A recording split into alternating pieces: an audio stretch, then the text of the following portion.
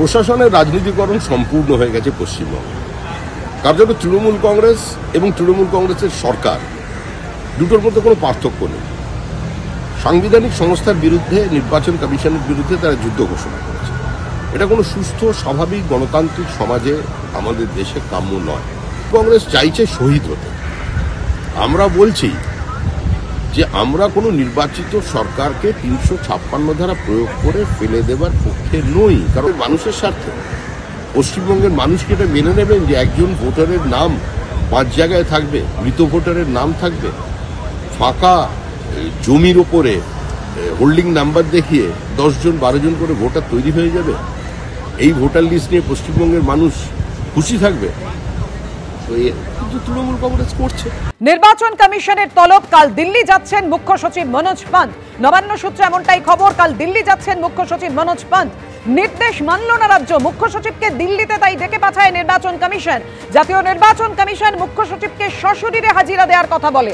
কাল সকালেই দিল্লি যাচ্ছেন মুখ্য সচিব, বিকেলেই যাচ্ছেন নির্বাচন কমিশনে, এমনটাই সূত্রের খবর। আমাদের সঙ্গে রয়েছেন আমাদের প্রতিনিধি রুমা পাল। রুমা, তাহলে বিস্তারিত সমস্ত রিপোর্ট জমা দেবেন মুখ্য সচিব, যেমনটা খবর পাওয়া যাচ্ছে?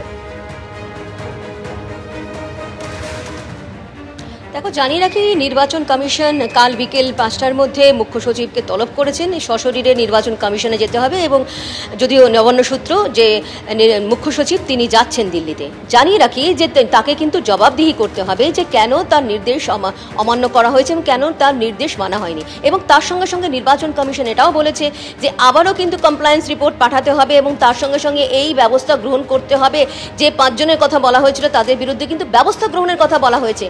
নির্বাচন কমিশন কিন্তু নিজের নির্দেশের প্রতি কিন্তু একদম সজাগ রয়েছে, এবং সে তার বারবার সেই নির্দেশকে পালন করার জন্যই কিন্তু রাজ্যকে বলছে। এবং সেক্ষেত্রে শুধুমাত্র এবার কমপ্লায়েন্স রিপোর্ট কিন্তু পাঠানোর সাথে সাথে মুখ্য সচিবকে একেবারে সশরীরে গিয়ে নির্বাচন কমিশনে গিয়ে জবাবদিহি করতে হবে। দেখো, এমনিতেও নির্বাচন কমিশন যে চিঠি দিচ্ছিল এবং রাজ্য সরকারের তরফ থেকে যে চিঠি দেওয়া হয়েছে, জানিয়ে রাখি রাজ্য সরকার যখন কালকে চিঠি দিয়েছে, মুখ্য সচিব যখন চিঠি গেছে নির্বাচন কমিশনে, সেখানে কিন্তু বলা হয়েছিল অযথা কঠোর পদক্ষেপ। চিঠিতে বলা হয়েছে অযথা কঠোর পদক্ষেপ নেওয়া হচ্ছে, অর্থাৎ রাজ্য মনে করছে যে এই যে ভোটার লিস্টে যে কারচুপির কথা বলে নির্বাচন কমিশন এই ৫ জনের বিরুদ্ধে যে সাসপেনশন এফআইআর এর কথা বলছে, সেটা কিন্তু অযথা কঠোর পদক্ষেপ। অর্থাৎ রাজ্য নিজের যে তাদের যে অবস্থান স্পষ্ট করে দিয়েছে। অন্যদিকে নির্বাচন কমিশনও কিন্তু তাদের নির্দেশ পালনের কথা বারবার স্মরণ করে দিচ্ছে, এবং এই কমপ্লায়েন্স রিপোর্ট যেমন পাঠাতে হবে, তাদের বিরুদ্ধে ব্যবস্থা গ্রহণ করতে হবে। শুধু তাই নয়, মুখ্য সচিবকে একেবারে নির্বাচন কমিশনে গিয়ে একদম হাজিরা দিয়ে জবাবদিহি করতে হবে। দেখো, কালকে যখন এই চিঠিটা গিয়ে পৌঁছায় নির্বাচন কমিশন, প্রশ্ন উঠছিল যে নির্বাচন কমিশন কি পদক্ষেপ নিতে পারে।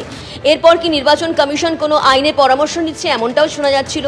এবং তার সঙ্গে এটাও ঠিক যে কি মুখ্য সচিবের বিরুদ্ধে কি কোনো পদক্ষেপ নিতে পারে, এবং তার সঙ্গে আদালতের কি দ্বারস্থ হতে পারে।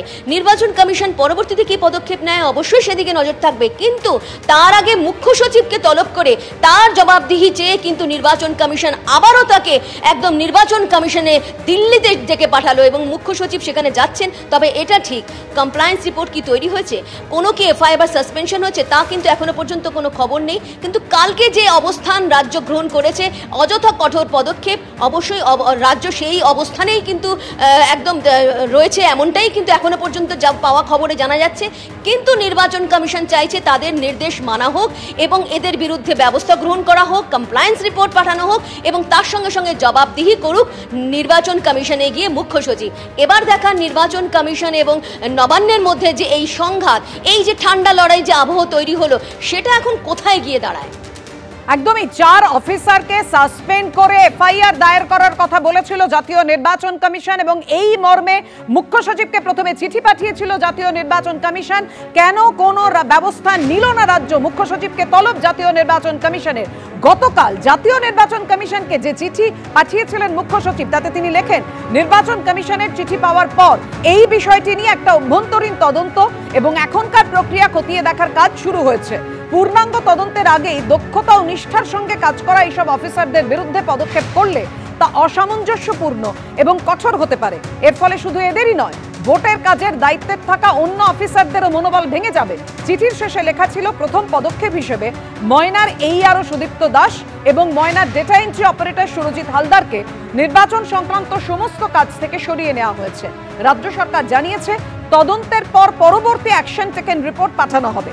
অর্থাৎ জাতীয় নির্বাচন কমিশন যে ব্যবস্থা নিতে বলেছিল অফিসারদের বিরুদ্ধে, সেই ব্যবস্থা রাজ্য নেয়নি। উল্টে মুখ্য সচিব যে চিঠি লেখেন, সেই চিঠি আপনাদের সামনে রাখলাম। আর তারপরেই মুখ্য সচিবকে একেবারে সশরীরে হাজিরার কথা বলা হয় জাতীয় নির্বাচন কমিশনের তরফে। এই যে একটা যুদ্ধ চলছে নির্বাচন কমিশন এবং রাজ্য সরকার, এটা অত্যন্ত অবাঞ্ছিত এবং অপ্রয়োজনীয়। নির্বাচন কমিশন যদি বলে থাকেন কোনো অফিসারের বিরুদ্ধে নির্দিষ্ট অভিযোগের বিরুদ্ধে কোনো ব্যবস্থা নেওয়ার ক্ষেত্রে, সেক্ষেত্রে রাজ্য সরকারের অনীহা থাকার তো কারণ নেই। এভাবে অকারণে ঝগড়া বাঁধিয়ে রেখে প্রশাসনিক সংকট তৈরি করার চেষ্টা, এছাড়া আর কিছু না। কমিশন যদি মনে করেন যে মুখ্য সচিব নির্দেশটা খুব পরিকল্পিতভাবেই অগ্রাহ্য করছেন, মানতে চাইছেন না, তবে তারা ব্যবস্থা নিতেই পারেন। কারণ নির্বাচন কমিশন একটা সাংবিধানিক সংস্থা, তার সাংবিধানিক যে অধিকার সেটা প্রয়োগ করার জন্য তিনি ব্যবস্থা নিতেই পারেন। মুখ্য সচিবকে জাতীয় নির্বাচন কমিশনের তলব নিয়ে প্রশ্ন করা হলে অভিষেক বন্দ্যোপাধ্যায় কি বলেছেন দেখুন।